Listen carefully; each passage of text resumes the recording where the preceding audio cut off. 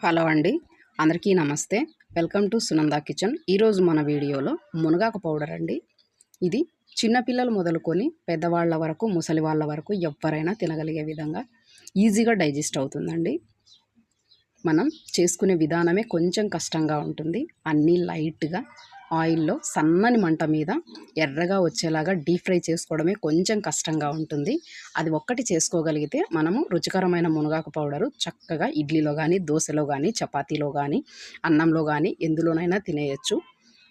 దీని కొలతలు కూడా మునగాకు ఒక బౌల్ ఉంటే కరివేపాకు, పుదీనాకు, కొత్తిమీర ఇవి 3 ఒక బౌల్ ఉండేలా చూసుకోవాలి. సపరేట్ అన్నీ వేపేసుకోవాలి.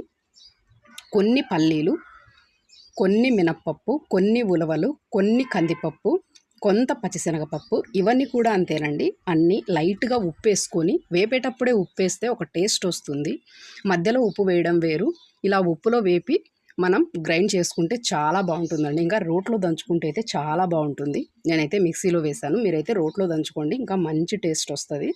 ఈ 4 రకాల పప్పులు అన్నీ వేపేసుకున్నానండి. ఒక్కొక్కటిగా వేపుకుంటే అది ఒక్కో టైం తీసుకుంటుంది కాబట్టి అన్నీ సపరేట్ వేపుకోవాలి చిన్నగా. లేకపోతే కొన్ని పచ్చిగా ఉంటాయి, కొన్ని వేగిపోతాయి. కాబట్టి మనం తినేటప్పుడు అంతగా బాగోదు.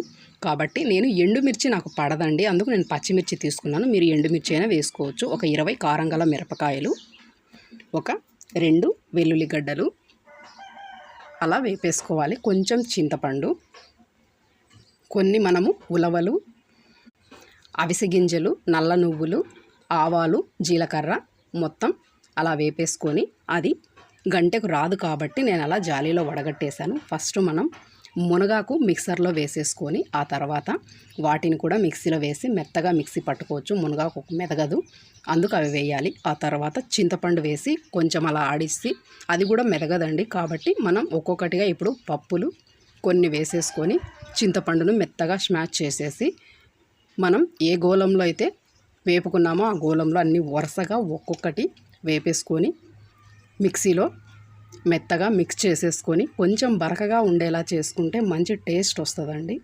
కాబట్టి నేను కొంచెం బరకగా ఆడించాను.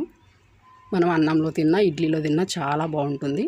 ఆ తర్వాత పల్లీలు కూడా అలాగే వేపేసుకొని అందులో వేసుకోవాలి. ఆ తర్వాత పచ్చిమిర్చి, వెల్లుల్లి, తర్వాత కరివేపాకు, పుదీనాకు, కొత్తిమీర 3 కలిపి కొంచెం కచ్చా పచ్చాగా మిక్సీ పట్టేసి అందులో కలిపేసుకోవడమే.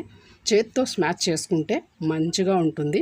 ఆ తర్వాత ఒక బాక్స్లో మనం ఎత్తిపెట్టుకుంటే చక్కగా అన్నంలోనైనా, ఇడ్లీలోనైనా, ఎందులోనైనా తినగలిగే విధంగా ఉంటుంది.